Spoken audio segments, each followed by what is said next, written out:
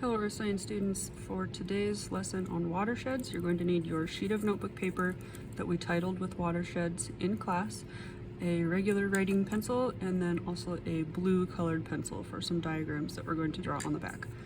So when we're talking about watersheds, we're talking about essentially all of the water in an area that's kind of draining to the same place. It kind of remains in that area. And so when we talk about anything to do with water, really, we have to talk about water rights. So let's just put that under the title here, make a little star. So water rights, these are becoming increasingly important in today's drier world because water rights determine who's allowed to use water in a certain area. And so in Montana, water rights are based on whoever claimed the water first.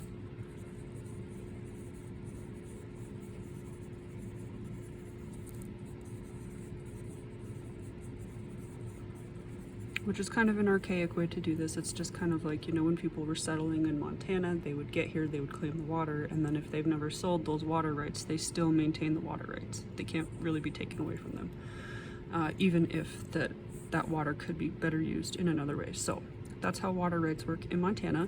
So let's talk about some vocabulary terms that go along with watersheds. So, you know, kind of what is a watershed? Let's actually fold our paper.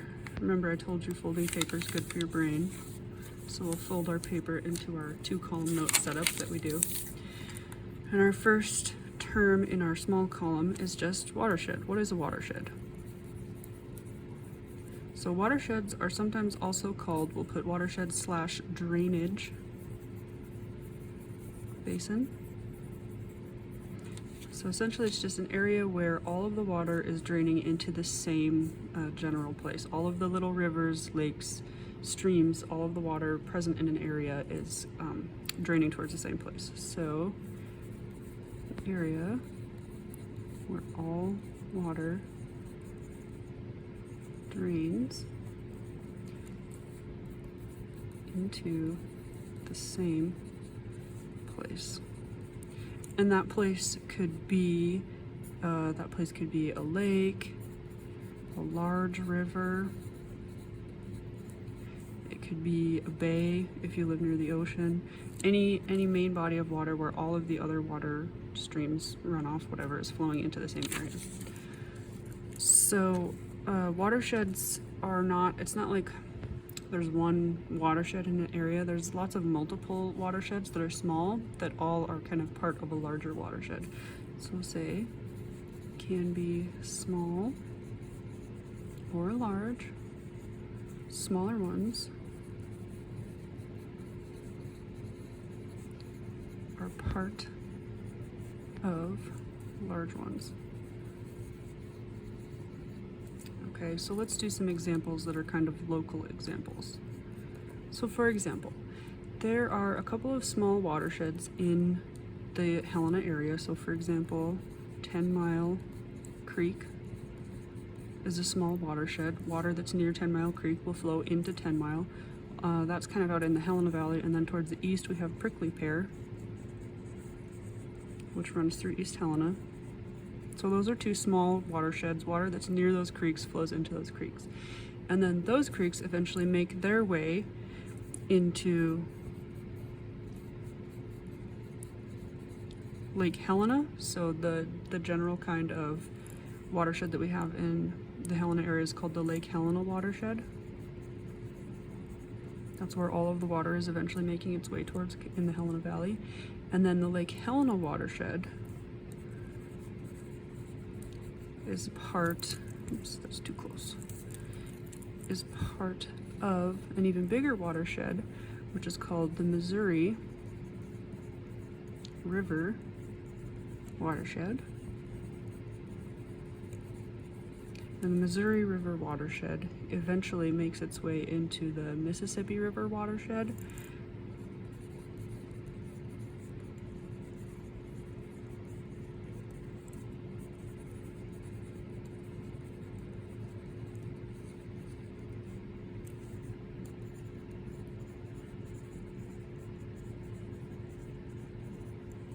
And then the Mississippi River watershed, which The Mississippi River watershed drains into the Gulf of Mexico. So all of the water in 10 Mile and Prickly Pear eventually make their way to Lake Helena, and the water in the Lake Helena watershed eventually makes their way into the greater Missouri River watershed, which then eventually empties into the Mississippi River watershed further east, and then eventually all of that water will make its way into the Gulf of Mexico. So when we say that all water is making its way towards the ocean, that's what we mean, is that it's just flowing through a series of watersheds to reach its ultimate destination, which is the ocean. So another important term that we have to talk about with watersheds is called a divide. And a divide is an area of high elevation that splits watersheds.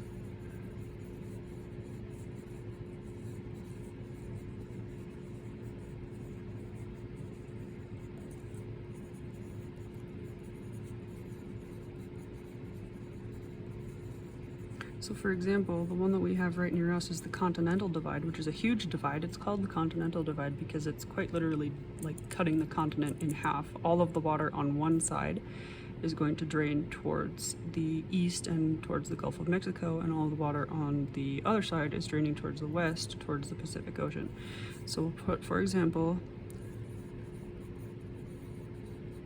the Continental Divide, which is what you drive over when you're going to Missoula from Helena. So the Continental Divide east, which is the Helena side, we are east of the Continental Divide. The east side drains to the Gulf of Mexico. I'll just abbreviate because we had that up here. So all of the water on our side of the Continental Divide eventually makes its way to the Gulf of Mexico. All of the water on the other side, so this would be the Missoula side of the Continental Divide, this drains eventually to the Columbia, to the big Columbia River. If you've ever driven to like Seattle or Portland or whatever on the west coast and you had to go over the giant bridge at a place called the Dalles, it's just a huge river over there, the Columbia River. It's the one that Lewis and Clark eventually made their way to and got to the ocean. The Columbia River empties into the Pacific. So water on our side goes to the Gulf of Mexico. Water on the Missoula side ends up in the Pacific Ocean ultimately. So one thing about divides is that if you live on a side of the divide where the watershed is impaired or polluted in some way, it's not good usable water, you have to get water from somewhere else, and you have to pretty much pump it over the mountain range that is the divide. So that is called a TransMountain Diversion. So you're diverting water across a mountain. So we'll say this is pumping water across a divide. So it's just like a big pipe that runs across a mountain range and can bring clean water into an area that doesn't have clean water. We don't have a heck of a lot of these in Montana because in general our waterways aren't terribly polluted. Our watersheds are relatively healthy, but there is a place, I'm sure you can think of it, where the water is terribly polluted because of some old mining operations, and that is Butte, Montana. So Butte, Montana gets their drinking water through a TransMountain Diversion. If you go to Butte, there's big mountain ranges kind of sitting down in a little hole. In any direction you go from Butte, you pretty much have to go over a pass, and so they just have a TransMountain Diversion system bringing the clean water to Butte.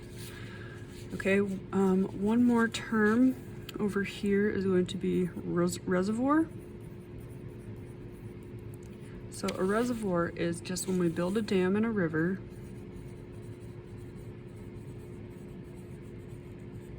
to create an artificial lake that we call a reservoir, and typically that's going to be for like water storage.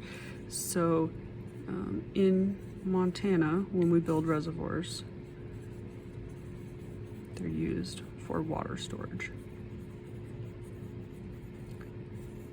So for example, the one that we're very close to is Canyon Ferry.